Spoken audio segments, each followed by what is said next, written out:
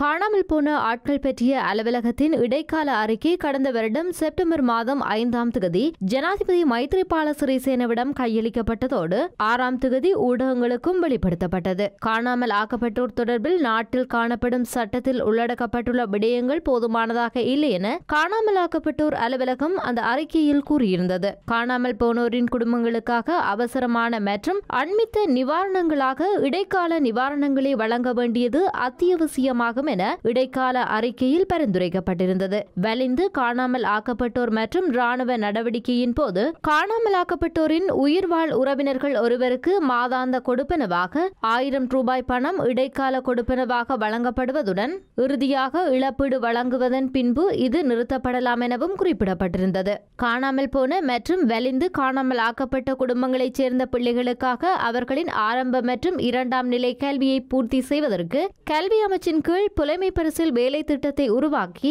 மாதாந்தம் 2000 ரூபாய் நிதி வழங்கப்பட வேண்டும் எனவும் அந்த அறிக்கையில் பரிந்துரைக்கப்பட்டது. விசேட தொழில் வாய்ப்பை வழங்குவதற்கு ஒரு வீதத்தை ஒதுக்கி காணாமல் போன வலிந்து காணாமல் ஆக்கப்பட்ட குடும்ப உறுப்பினர்களுக்கு அரசு துறையில் தொழில் வாய்ப்பை ஒதுக்குதல் வேண்டும் எனவும் அந்த அறிக்கையில் கோரப்பட்டிருந்தது. சட்டத்தின் 6வது வாசகத்தை திருத்தி கொழும்பு மேல் நீதிமன்றத்திற்கு மாத்திரம் வழங்கப்பட்டுள்ள பிரத்யேக நியாயாதிக்க அதிகாரத்தை நீக்கி குற்றவியல் குற்றம் புரியப்பட்ட பிரதேசத்திற்குரிய மேல் நீதிமன்றத்திற்கு அதிகாரத்தை வழங்க வேண்டும் எனவும் வலியுறுத்தப்பட்டது.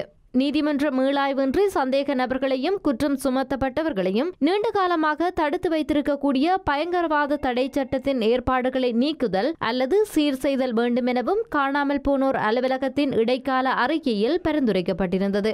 பத்திரமுள்ள பிரதேசத்தில் அமைந்துள்ள நினைவு சின்னமான அகிம்சாக்க ஆராமிய என்ற ஞாபகார்த்த மண்டபத்தை மீள ஸ்தாபித்தல் மற்றும் அகழ்வு நடவடிக்கைகளின் பின்னர் கூட்டு புதைகுழிகள் ஞாபகார்த்த அமைவிடங்களாக பேணி பாதுகாக்கப்பட வேண்டும் என அந்த அறிக்கையில் குறிப்பிடப்பட்டிருந்தது. காணாமல் போனோர் பற்றிய உண்மை தகவல்களை அரசினால் வழங்க முடியாமையினால் அரசு மீது பாரிய சந்தேகம் உருவாகியுள்ளதாகவும் அந்த அறிக்கையில் தெரிவிக்கப்பட்டிருந்தது. 2009ஆம் ஆண்டு ராணுவத்திடம் சரணடைந்த பின்னர் காணாமல் போனோர் பற்றிய சம்பவங்களுக்கு முன்னுரை வழங்க வேண்டும் எனவும் காணாமல் போனவர்களின் உறவினர்களும் சிவில் சமூக குழுக்களும் பரிந்துரைகளை முன்வைத்துள்ளதாக அந்த அறிக்கையில் குறிப்பிடப்பட்டுள்ளது. காணாமல் ஆக்கப்படுதல் தொடர்பான தகவல்களை வழங்குவதற்கு விருப்பம் தெரிவித்த ராணுவ உத்தியோகஸ்தர்களுக்கு தொந்தரவு செய்யப்பட்ட சந்தர்ப்பங்களும் அறிக்கையிடப்பட்டுள்ளதாக காணாமல் போன ஆட்கள் பற்றிய அலுவலகத்தின் இடைக்கால அறிக்கையில் கூறப்பட்டிருந்தமை குறிப்பிடத்தக்கது.